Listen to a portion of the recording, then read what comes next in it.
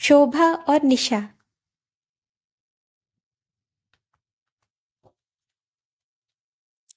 इस शहर की बात ही कुछ निराली है। इसलिए शादी के बाद शोभा जब इस शहर और इस नई कॉलोनी में आई थी तो बेहद खुश हुई थी। अच्छे नए बने क्वार्टर्स, पानी, बिजली, सड़कें, पार्क और पास में ही जरूरी चीजों का एक छोटा सा बाजार था। शहर की दौड़ भाग से दूर और शोर शराब से मुक्त, प्रदूषण रहित इस कॉलोनी में उसके क्वार्टर्स के ठीक सामने ही एक बहुत बड़ी झील थी। झील में चांदनी रात में कुमुदनी के फूल खिलते तो उसे बालकनी से निहारते लगता मानो जैसे आसमान से सितारे टूटकर इस झील में आ गिरे हों। जानती हो शोभा, मैंने ये कॉलोनी ही क्यों चुनी? मोहित ने एक दिन हंसकर कहा था। इसलिए कि यहाँ बेशुमार पेड़ पौधे हैं, चारों तरफ हरियाली, न गंदगी, न धूल मिट्टी, न धुआं। सामने ही ये विशाल झील और उसमें किलोल करते तमाम जल पक्षी।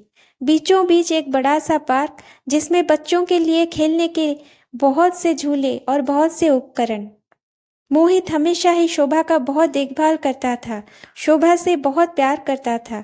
अच्छा लगता था शोभा को मोहित का वो पहला पहला प्यार, और जीवन में पहली बार उसे एहसास हुआ था कि भले ही अपनी छोटी बहन निशा से वो बार बार हारी हो, पर शादी के मामले में तो वही जीती है।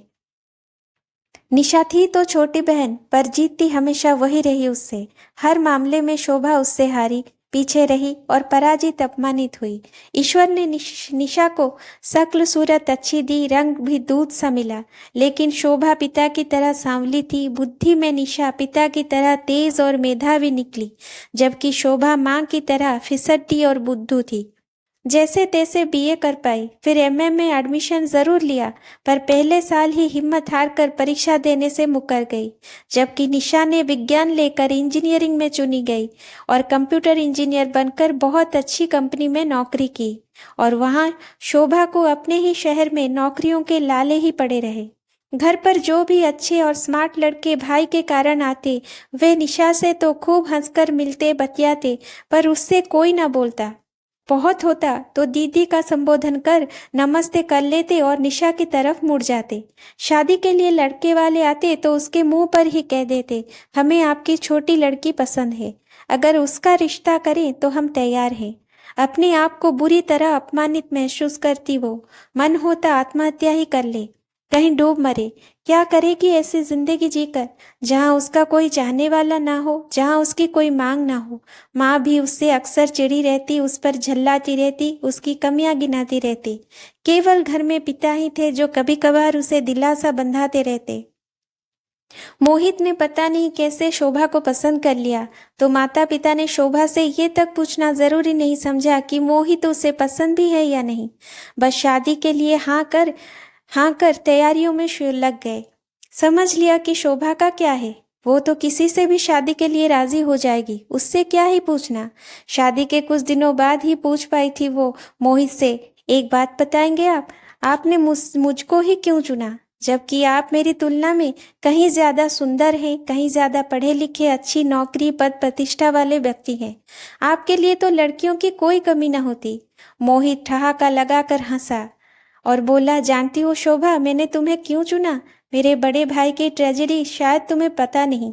बहुत खूबसूरत और स्मार्ट लड़की से शादी की थी उन्होंने, बड़े घर की इकलौती लड़की थी, दहेज में भी बहुत कुछ मिला था, पर वो साल भर भी हमारे परिवार में नहीं रह सकी। किसी के साथ उसका शादी से पहले ही चक्कर चल रहा था।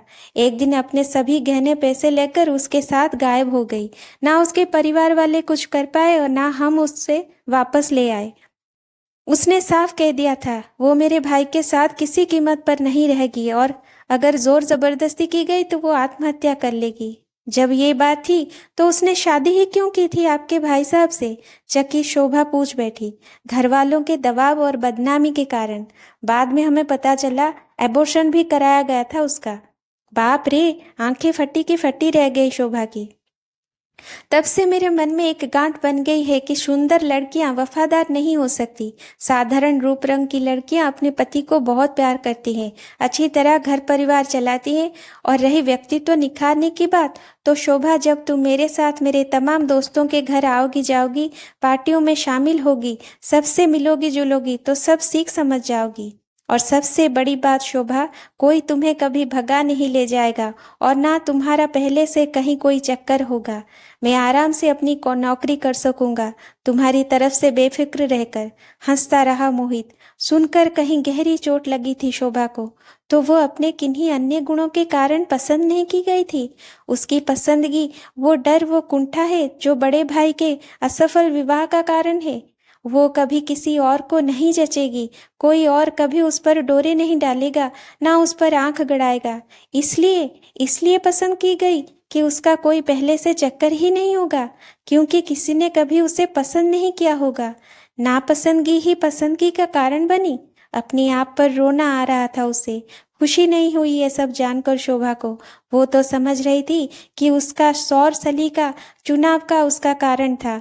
ना उसकी शिक्षा दीक्षा, ना घर को कुशलता से चलाने का हुनर। उसके ये सब गुण बेकार थे। कारण कुछ और था। कारण था मोहित अपनी कंपनी के काम से बेफिक्र होकर कहीं भी आ जा सकता था। महीने में 20-25 दिन यात्रा पर रह सकता था। निश्चिंत रह सकता था कि जब भी वो घर वापस आएगा शोभा उसके इंतजार में घर पर ही रहेगी। वही हमेशा दरवाज़ा खोलेगी, क्योंकि कोई और उसे कहीं नहीं ले जाएगा। कैसी घटिया वजह है उनकी शादी की। अब घर में अपने आप को पत्नी कम एक नौकरानी ज्यादा महसूस करने लगी थी शोभा। अब उसे यह एहसास हो गया था कि वो और उसके जैसी कई लड़कियां हमेशा ही निशा जैसी लड़कियों से हारती ही रहेंगी। Thank you for watching. Please like, share and subscribe my channel.